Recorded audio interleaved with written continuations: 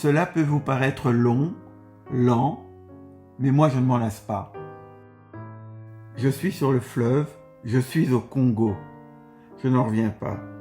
Lieu mythique, lieu de légende, lieu d'histoire coloniale, triste histoire coloniale, un vrai génocide humain et culturel. Mais je suis au cœur de l'Afrique, c'était mon rêve d'enfant. L'aventure est mon métier, c'est le titre d'un livre que m'avaient offert mes parents quand j'étais petit. J'ai immédiatement adoré ce cadeau, le plus beau des cadeaux qu'ils pouvaient me faire, car ce livre m'a fait rêver d'une vie qui me semblait impossible. Moi, en pleine jungle, au beau milieu de la faune sauvage, secrètement, j'en rêvais depuis toujours. C'était inscrit au plus profond de moi. J'avais placé ce bouquin bien en évidence sur la petite étagère au-dessus de mon bureau, endroit studieux d'où je m'échappais en le contemplant de longues minutes. Mais je n'osais qu'imaginer que ce rêve était possible. Et pourtant, ce mirage, je l'ai concrétisé plusieurs fois, mais surtout à 2 reprises. En 1997, dans le sud de l'Éthiopie, et aujourd'hui, en 2025, au Congo. Cœur de l'Afrique, pays immense, mal connu, terre en partie encore vierge, impénétrable, 2e biosphère mondiale après l'Amazonie, les superlatifs ne manquent pas. Mais pour l'instant, il y a cette langueur de l'eau noire qui défile. Lenteur, douceur, évasion, ces moments où il ne se passe apparemment rien sont délicieux. La même langueur que j'avais ressentie sur le Mékong, cet autre fleuve de légende.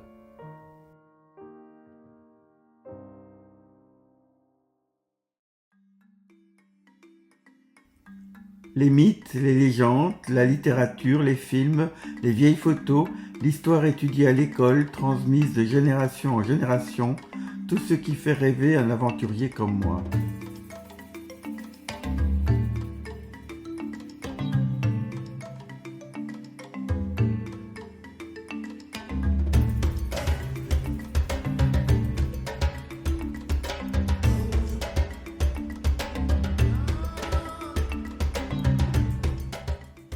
La route de la soie, les caravanes du sel, les conquêtes des sommets les plus glorieux tels l'Everest, le Kilimandjaro, le Rwenzori, la majesté du Gange, du Mékong et bien sûr du fleuve Congo. Toutes ces choses n'ont cessé d'être des Graals pour moi. Des passions, des échappatoires à cet Occident qui me semble trop étriqué. Et ce sont des vols d'oxygène indispensables à ma survie.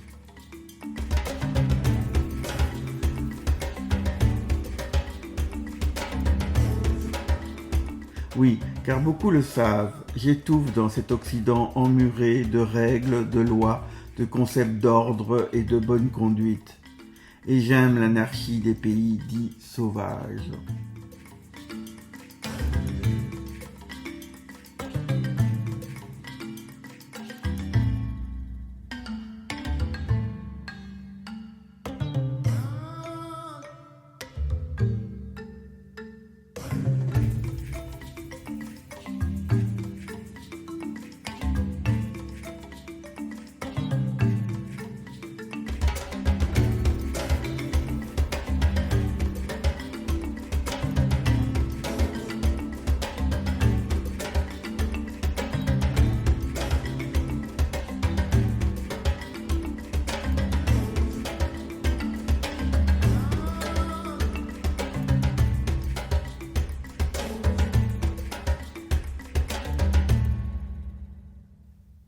Source de vie, ce fleuve est un écosystème social à lui seul.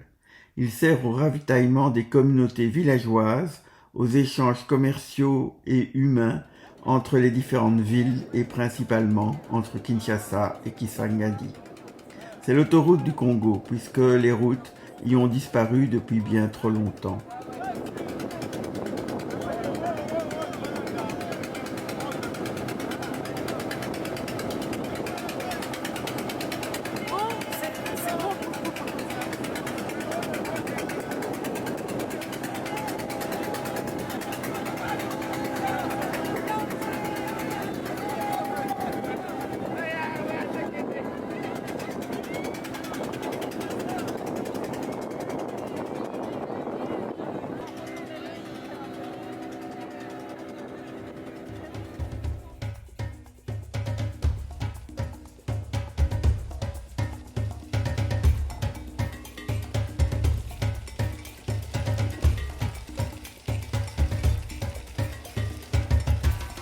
Étrangement, ces grosses barges trapues, bondées à ras-bord, sont appelées des baleinières. On ne sait pourquoi. Et un trajet Kinshasa-Kisangani dure environ un mois.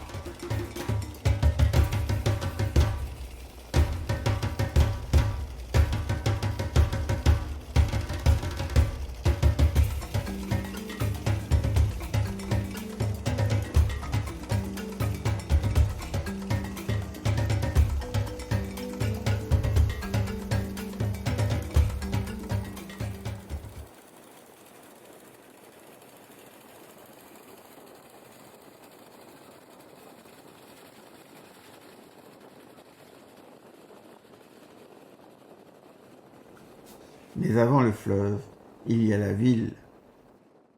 Kinshasa. Ville tentaculaire à l'architecture chaotique, aux innombrables immeubles inachevés. La poussière est partout, omniprésente, oppressante. Et, lorsqu'on finit par aimer cette ville, par s'y attacher, c'est par sa beauté intérieure, par sa vitalité, sa richesse artistique, son énergie du désespoir.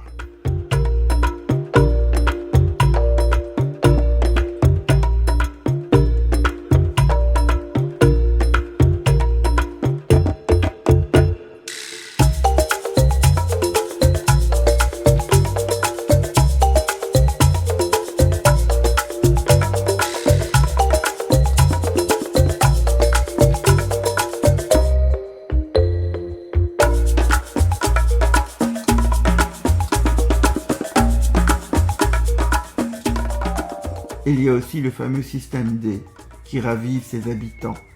Le système D, c'est la débrouille, c'est l'inventivité pour sortir de l'inextricable. Le système D, c'est la survie.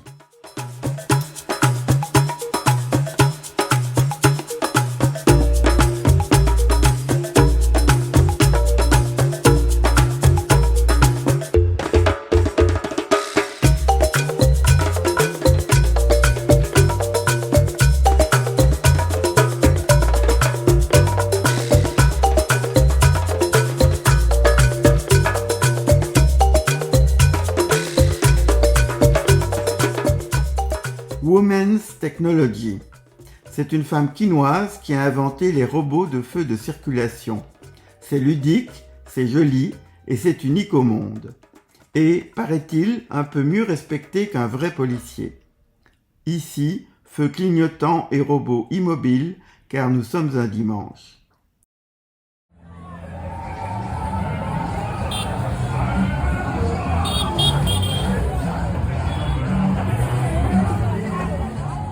À Kinshasa, il est extrêmement difficile de filmer et vous ne verrez que quelques fragments d'images bien éloignés de la réalité.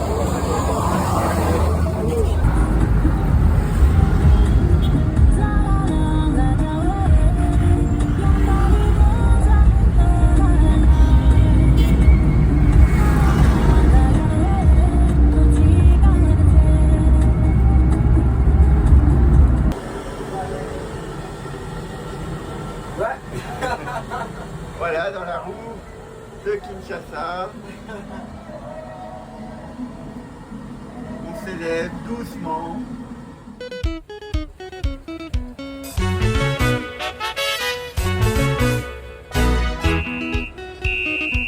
Mira esa, y esa.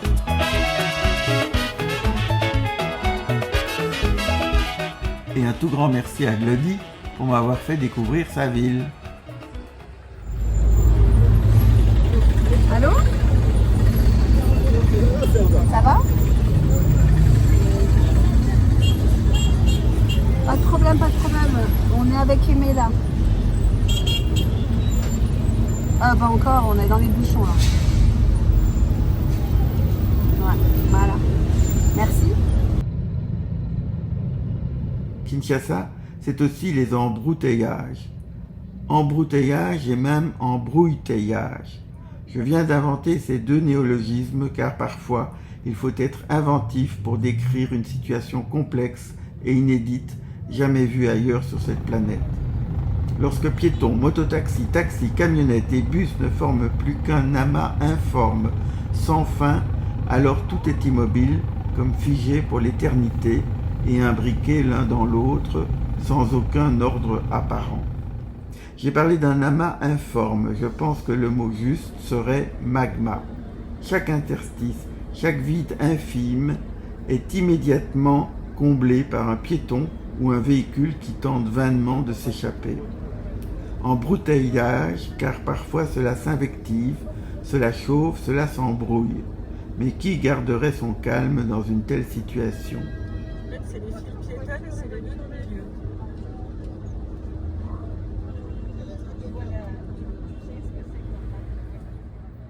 Et puis tout à coup, tout bouge, tout se débloque, on ne sait comment, et c'est la course folle jusqu'au prochain bouchon. Et puis, l'on s'englue à nouveau. 4 heures pour faire 25 km en taxi, 1h30 pour le même trajet en mototaxi. Et Kinshasa, c'est grand, 18 millions d'habitants, plus qu'en Belgique. Et puis, les embouteillages sont aussi une géographie de la pauvreté urbaine. En effet, j'ai constaté que chaque fois que la circulation s'englue, cela correspond à un nœud de pauvreté, car cela se passe le plus souvent lors de la traversée des innombrables marchés où grouille la misère. Il faut savoir que la majorité des Congolais survivent avec à peine 50 € par mois. 50 €, ça donne une idée de l'abîme dans lequel ils sont. Quant aux politiciens, aux magistrats et autres détenteurs de pouvoir, leur salaire est d'au moins 10 000 € par mois.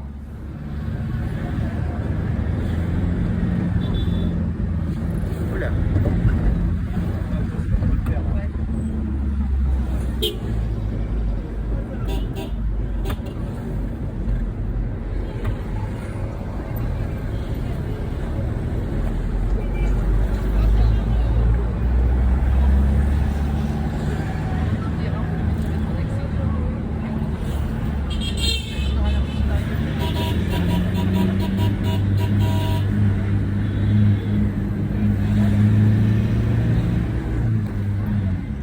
Comme je vous l'ai déjà dit, beaucoup de choses ne sont pas filmables au Congo, du moins sans une autorisation.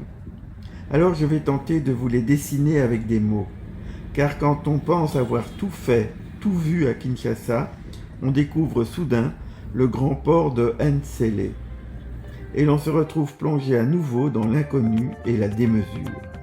La démesure, c'est sans doute le mot qui convient le mieux pour ce pays. Et c'est donc la démesure surtout qui caractérise ce port que vous ne verrez pas. Mais avant d'arriver au fleuve, il y a un marché immense, de tout, de rien, qui s'égrène sur une longue route. Marée humaine, marée de marchandises. Ensuite, brutalement, inopinément, ce marché se transforme en entrepôt à perte de vue sur une pente douce vers l'eau. Du bois brut, des troncs, des planches et du charbon de bois qui suffoquent à l'étouffer sous d'innombrables petits monticules de terre. Et puis viennent les sacs blancs de manioc fermenté, d'immenses sacs en toile de jute de plusieurs centaines de kilos, étalés sur un sol blanchâtre. Les sacs sont poreux, troués et égrènent leur contenu sur le sol et dans l'air. Tout est blanc, de haut en bas. On dirait du plâtre ou de la craie. Mais ça sent la fermentation comme une odeur âcre de bière. Ça sent la bière de Londres à Berlin, s'exclamait notre grand Jacques, mais il n'avait certainement pas visité le port de Kinshasa. L'eau se rapproche de nous, ou l'inverse, et 2 tabourets branlants, surmontés de 2 fonctionnaires somnolents, font office de poste-frontière. Même pour simplement aller voir les baleinières, il me faut présenter mon passeport qui est minutieusement photographié et noté dans un carnet poussiéreux. Comme ça, on verra qu'un Belge est passé aujourd'hui, me dit un kidam qui se veut important. Un de mes hommes va vous accompagner. Et vous ne pouvez surtout pas monter sur un bateau. Ok, bien compris, lui dis-je. Et si vous aviez quelque chose pour boire un petit café ? Me demande-t-il. Ok, quelques centimes d'euros suffiront, mais apparemment les fonctionnaires boivent beaucoup de café dans ce pays. Ainsi va le Congo.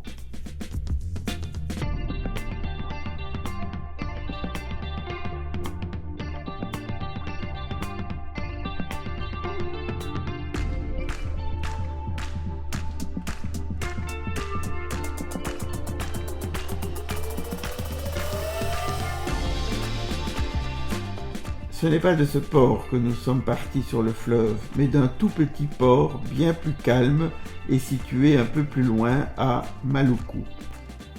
Nous avons fait le trajet Maluku-Tsumbiri en un jour et une nuit de navigation.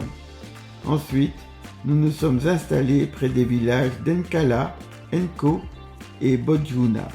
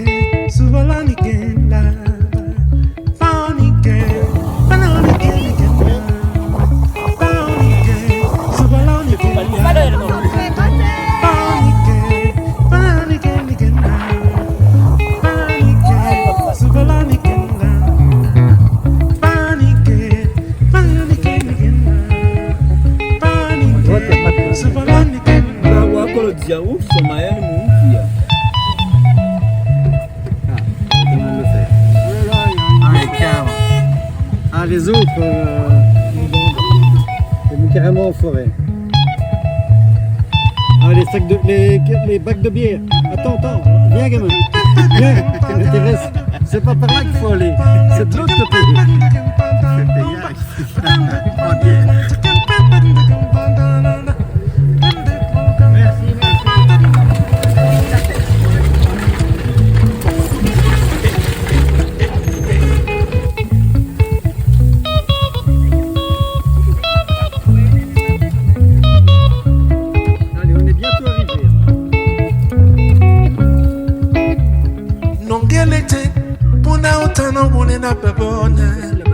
Yami bolo etandena na mwasi mudende na timbi wala mosinga bongo nyule yobamiena mopudi dena na dibe moy na sikwala boko panike nikena panike subala nikena leko panike nikena panike subala nikena.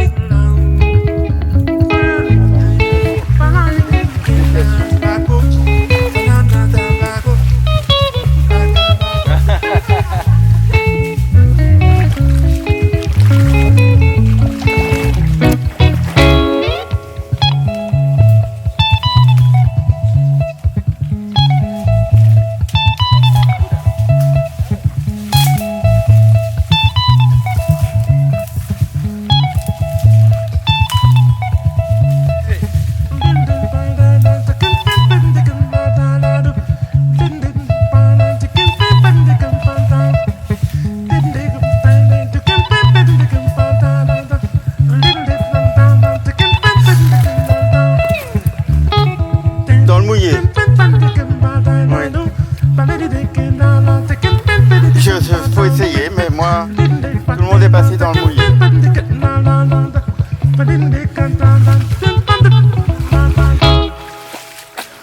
Les bottes, ça sert à rien. Ah, t'es mouillé dedans? Ah ouais. Ah ouais, je m'en doutais. C'est pour ça que j'ai pas mis les guêtres non plus. Et voilà, nous allons vers là. Blandine, n'importe quoi. Francine, pardon. Francine. Avec son petit bébé.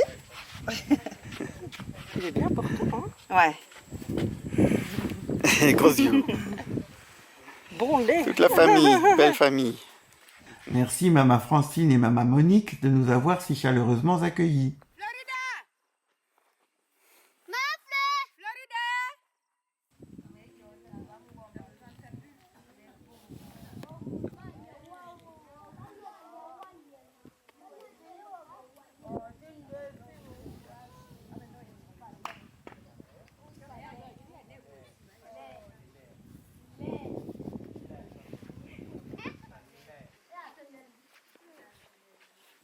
Ouais, finalement, ils mettent des barrières pour les vaches, mais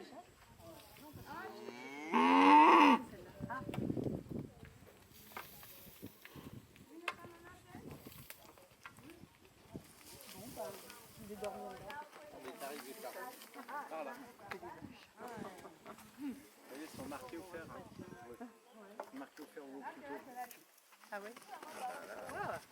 Bataille de... C'est pour ça que certains on leur enlève les portes.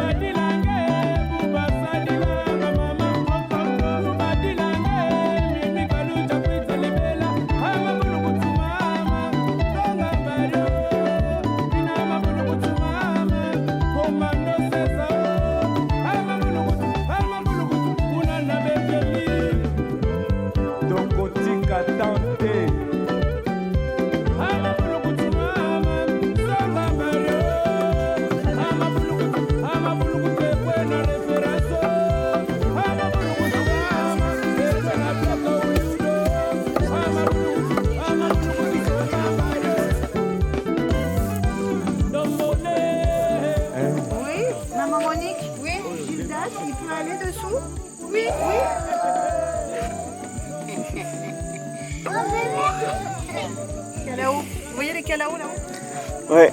Il y en a plein qui passent. Christine, des yeux? Calao. Image et musique à Brazzaville.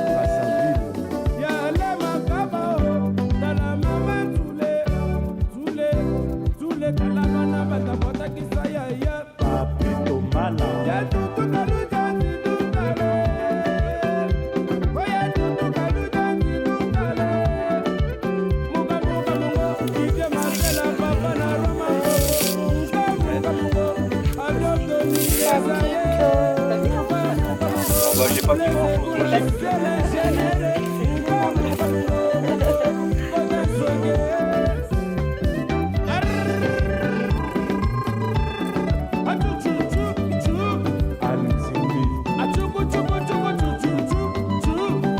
Vanessa.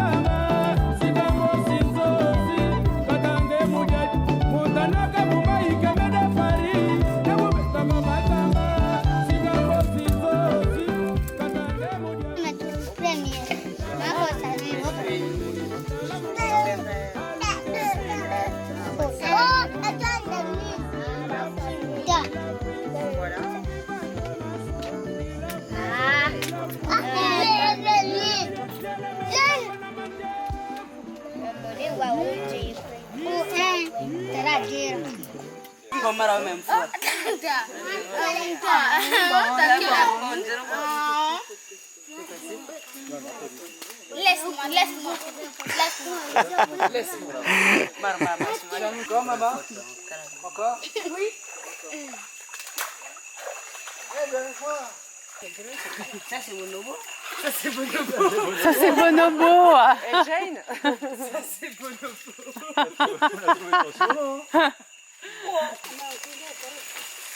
Oh, il a disparu, je le vois même plus.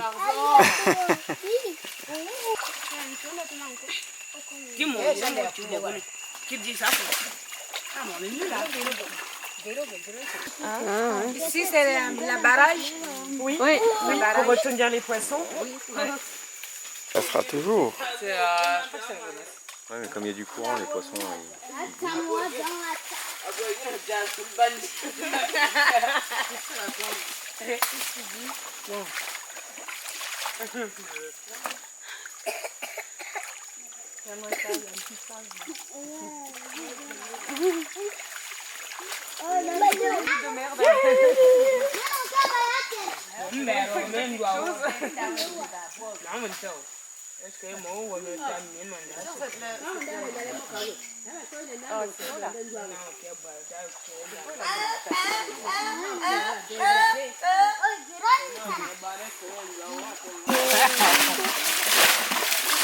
Ah oui, d'accord, c'est violent.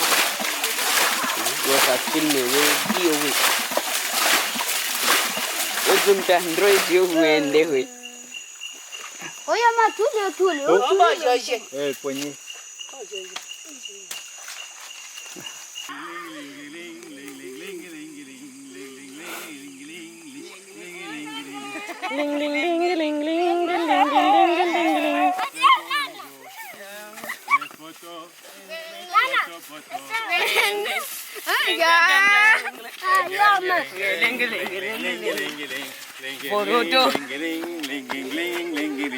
Les photos, les bonobos, les photos, photos.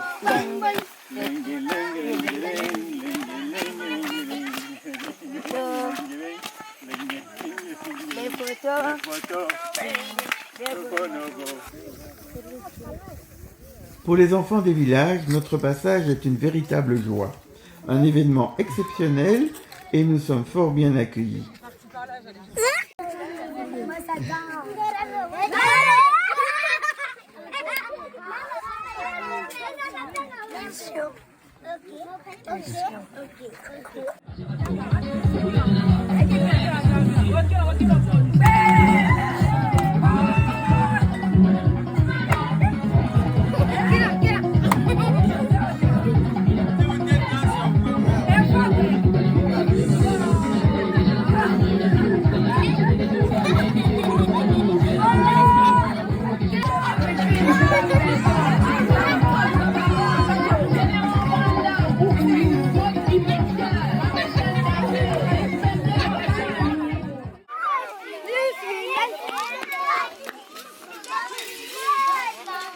Ça ne vous fait penser à rien, ça, ce jeu du cerceau?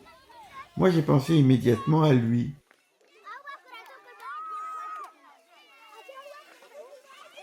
Bruegel l'Ancien. Mais d'où vient ce jeu multicentenaire? Puise-t-il ses racines en Afrique ou en Europe? Comment s'est-il propagé sur plusieurs continents? Y joue-t-on aussi en Asie et en Amérique du Sud? Je ne m'en rappelle pas. En tout cas, il a bien disparu de nos villages, de nos cours de récréation, remplacé par les smartphones, les tablettes et les jeux vidéo. Et force est de constater que le gap technologique n'empêche nullement les mômes congolais de s'amuser. Attends, je fais une photo alors, attends. Et le jeu de la photo, celui-là est bien universel sur tous les continents.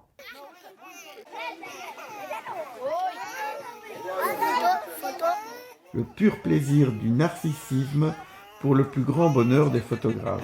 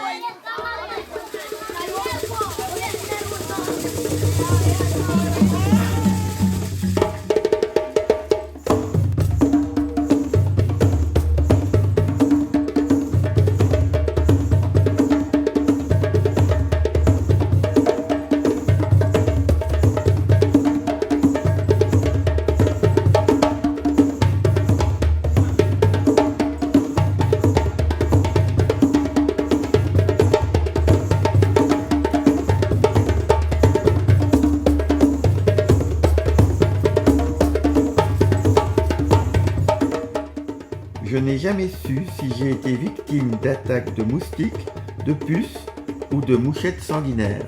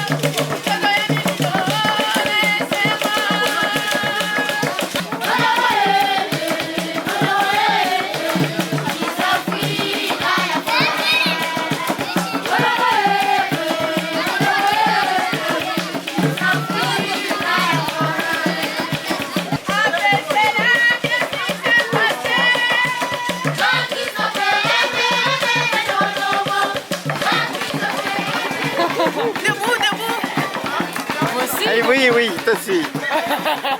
Allez, vas-y.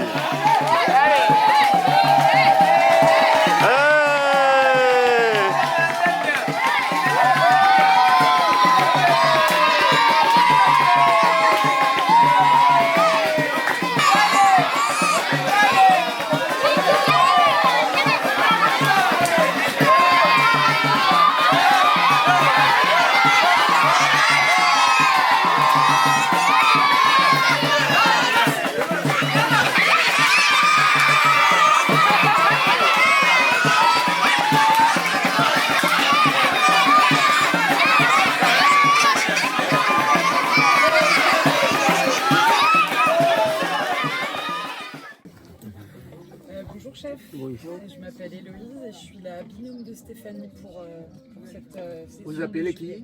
Héloïse. Héloïse. Héloïse. Et je suis très contente d'être ici et j'ai hâte d'aller découvrir la forêt aux alentours de Bozoum.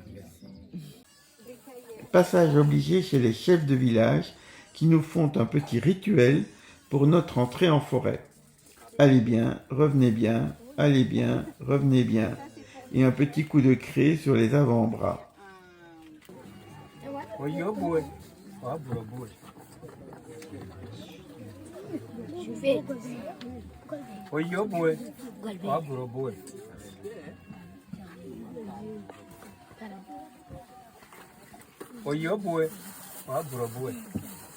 Ça c'est la quête du buffle. D'accord. C'est pour pouce. Non, c'est pas pouce. C'est pas même pio. Non, c'est les signes de pouvoir. Les signes de pouvoir.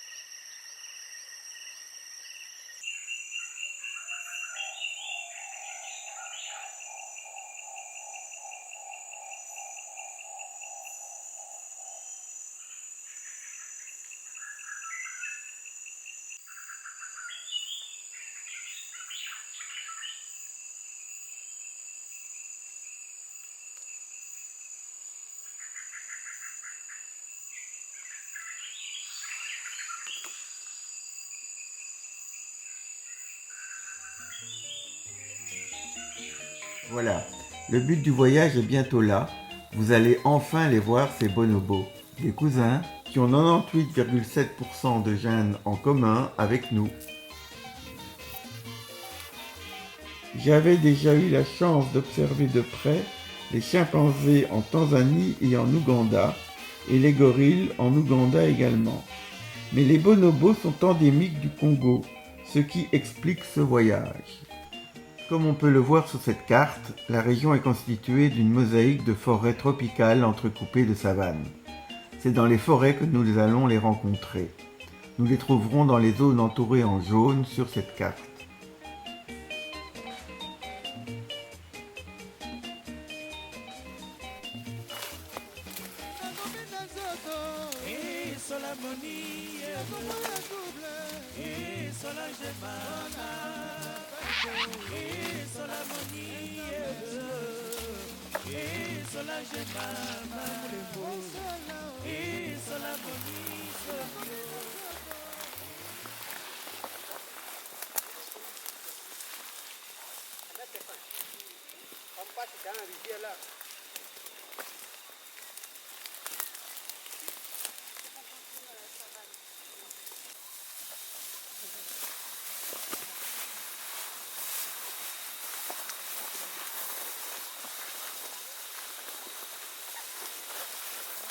Là, il y a un lion tapis dans les herbes. Mais oui, c'est... On devine à peine sa queue pétillée.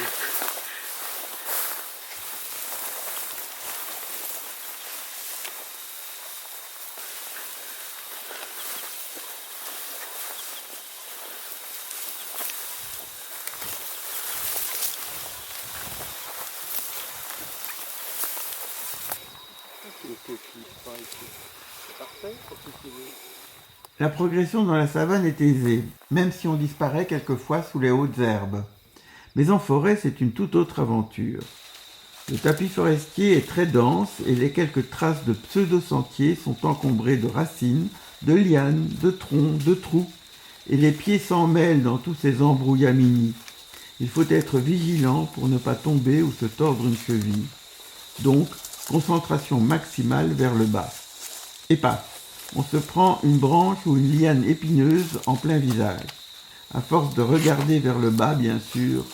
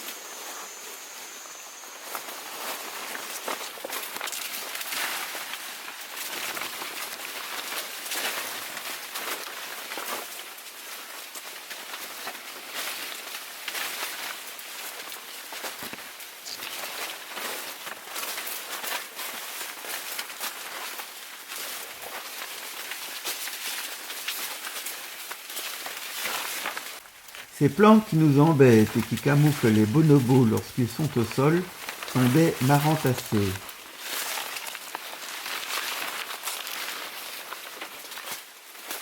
Et l'on se perd vite de vue dans ce feuillage.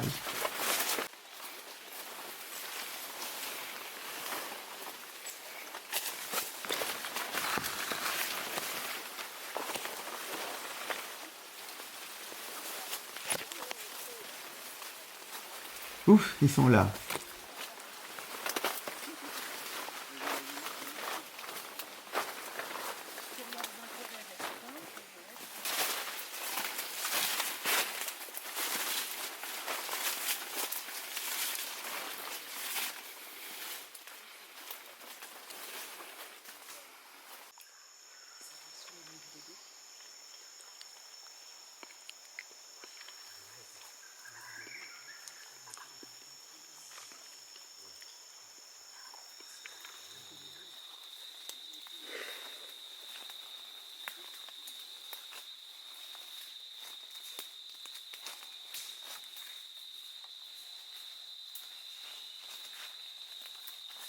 J'ai oublié de vous dire que l'on démarre toujours de nuit, à la frontale, pour arriver sous les nids des bonobos avant leur réveil. Notre réveil à nous, c'est vers 3h30 du matin, pour un départ avec les pisteurs vers 4h et une arrivée sous les nids avant 6h.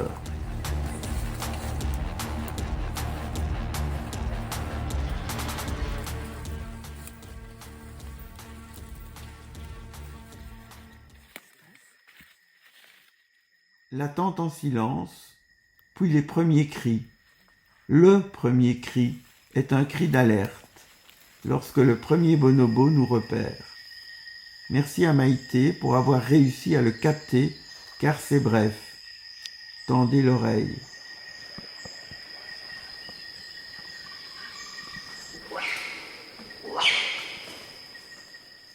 Puis viennent les vocalises.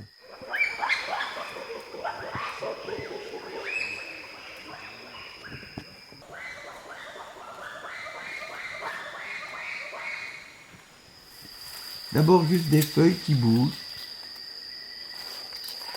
puis des ombres fugaces qui s'évaporent à peine entrevues. On croit voir, on n'imagine plus que l'on ne distingue vraiment. On écarte nos mirettes et, ça et là, un individu apparaît plus nettement. Puis le jour se lève plus franchement et les observations se précisent.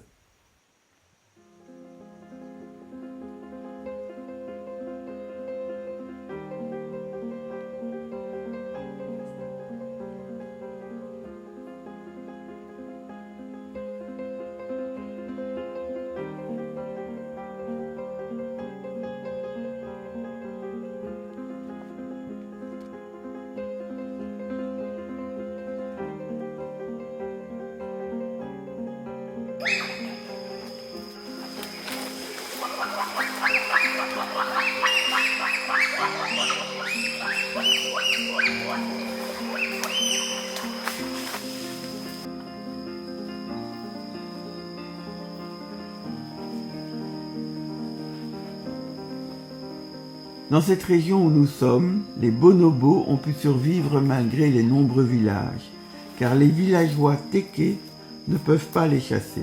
C'est une viande taboue, et c'est grâce à une légende qui dit que les bonobos sont des humains qui ont dû fuir les villages et s'enfoncer dans les forêts il y a bien longtemps, car ils ne pouvaient plus payer leurs dettes. Certaines légendes sont très utiles.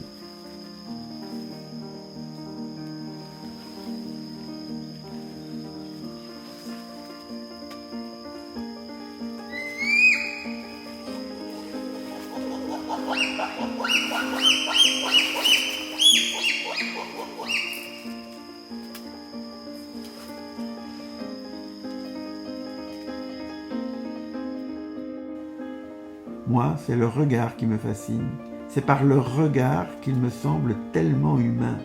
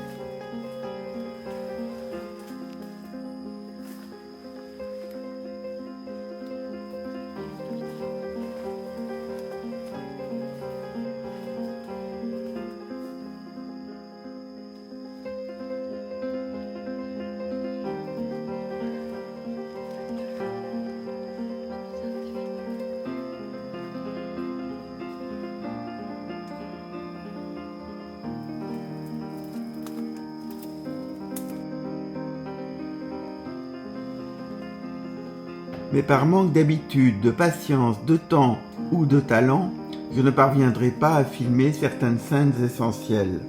Vous ne verrez donc pas les bonobos passer d'un arbre à l'autre, debout en équilibre, en bipédie donc, sur les lianes, utilisant leurs longs bras comme contrepoids, tels des funambules.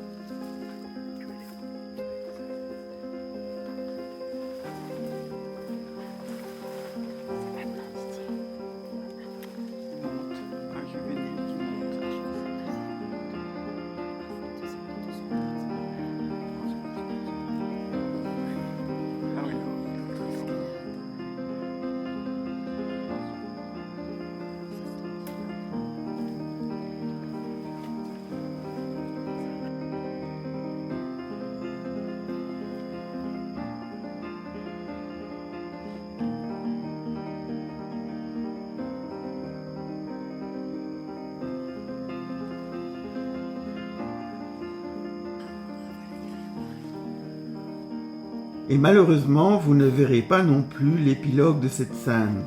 Ce jeune bonobo qui ne parvient pas à monter sur ce tronc lisse alors que le reste du groupe y est déjà passé.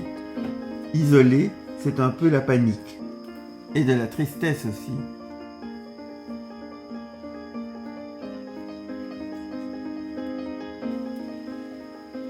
Après de longues minutes, un adulte reviendra le rechercher dans un brouhaha de cris. Sa réponse, un long cri et un grand geste de la main. Vraiment, comme s'il disait « Je suis ici, je suis ici ». Ce signe de la main, nous l'avons vu et revu à Kinshasa au sanctuaire Lola Bonobo qui recueille des singes orphelins. C'est quelque chose que j'ai trouvé aussi très humain.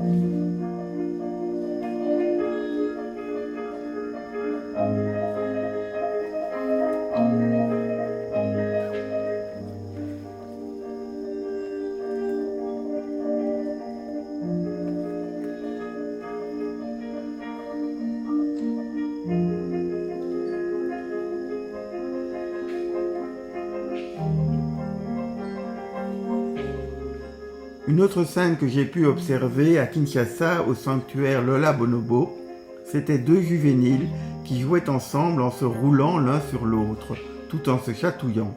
Et mon étonnement fut grand en les entendant rigoler. Vraiment, ils rigolaient, comme quoi le rire n'est pas le propre de l'homme.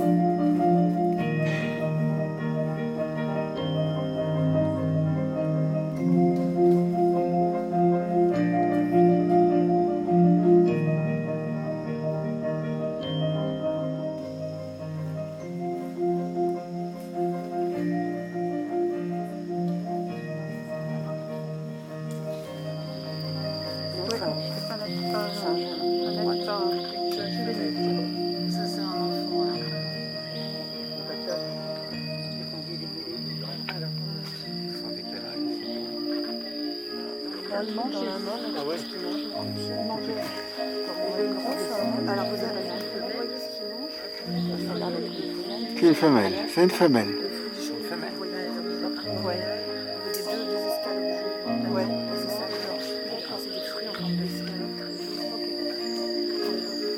C'est une femelle avec un petit.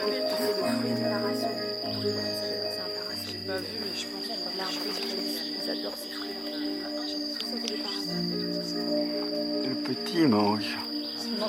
Le petit mange toujours, oui. Il mange, le petit. Ces bonobos construisent un nid.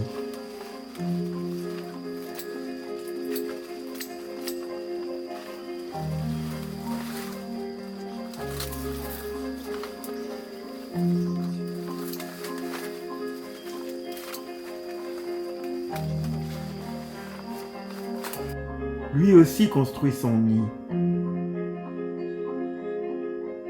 Ils font des nids soit pour une sieste, soit pour passer la nuit. Ils peuvent faire jusqu'à 3 nids par jour.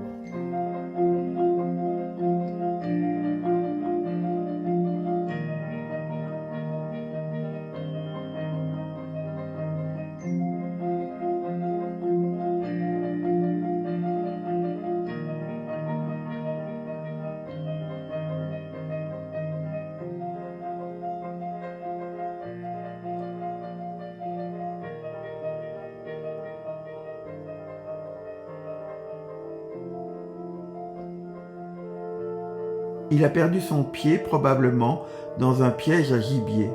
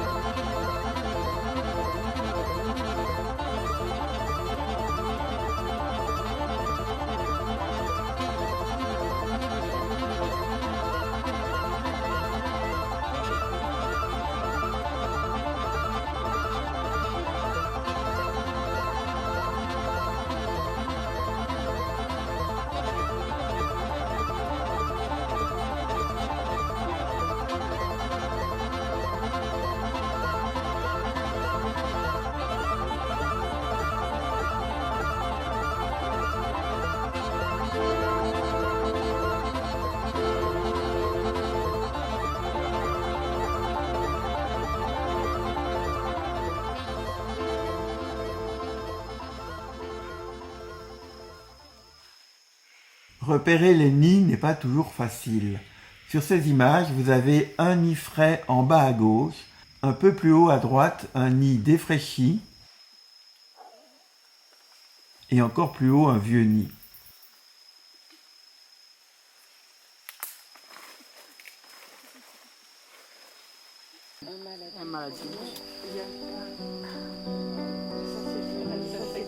Ça c'est Subadie, 8 ans. Ça jouait, hein.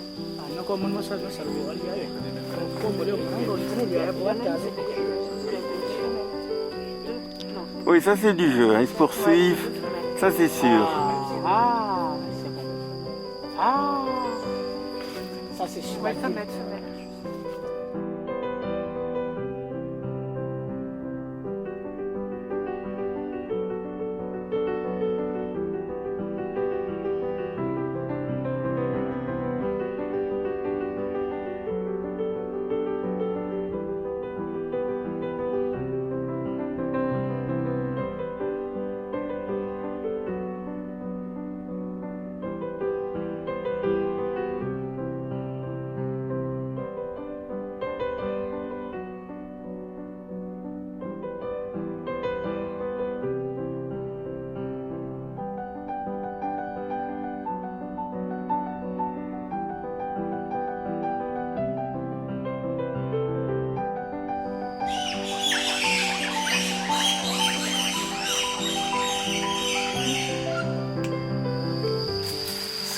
Entendu là. Non, ça c'est la cri d'alerte de quelqu'un qui nous sommes ici. Comme nous, pour nous. Non, non, non, pas nous. Parce qu'il y a d'autres groupes qui ne sont pas ici peut-être. Peut-être qu'ils sont à 20 mètres, 30 mètres. Ils disent nous sommes ici encore. Ok, ok.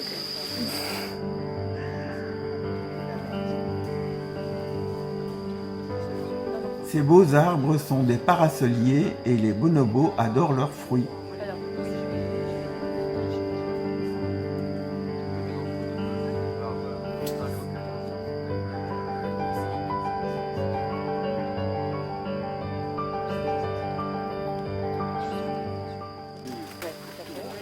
À droite, tu as un arbre avec une triple fourche.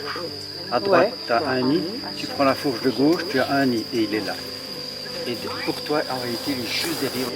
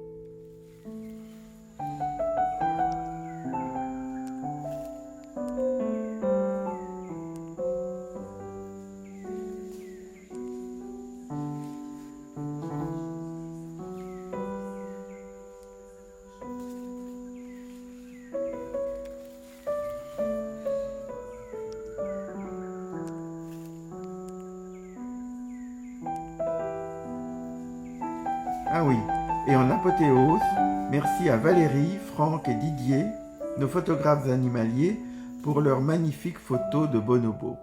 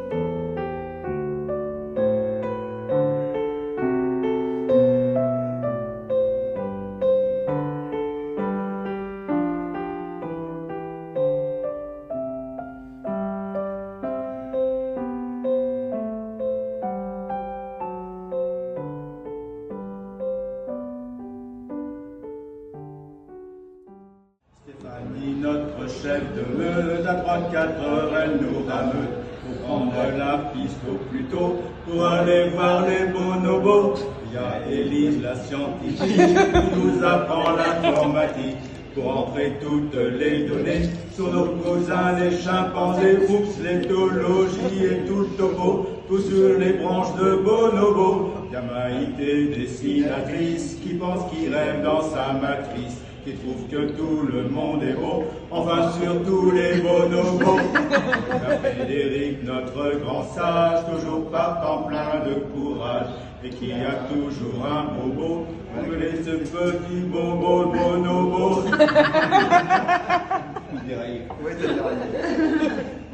Il y a Gildas, notre boulanger, lui il a su nous régaler d'un bon petit pain sans asticots pour être en forme au bonobo.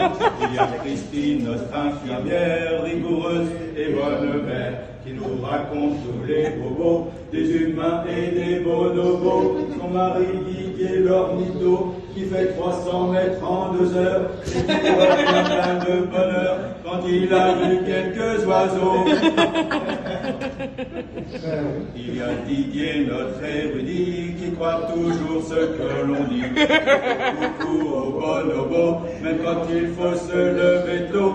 Il y a Valérie, photographe, toujours sourire de bonne grâce, qui porte un amour des photos de toutes les sortes de bonobos. Il y a Francky et de Caen, rarement grognon, toujours partant. Il y a toujours le bon mot, souffrir pour être bonobo. Et enfin bref, il y a nous, jamais chagrin et jamais mou, toujours partant et toujours beau, pour aller voir les bonobos. Il y a la team bonobo, il y a la team bonobo.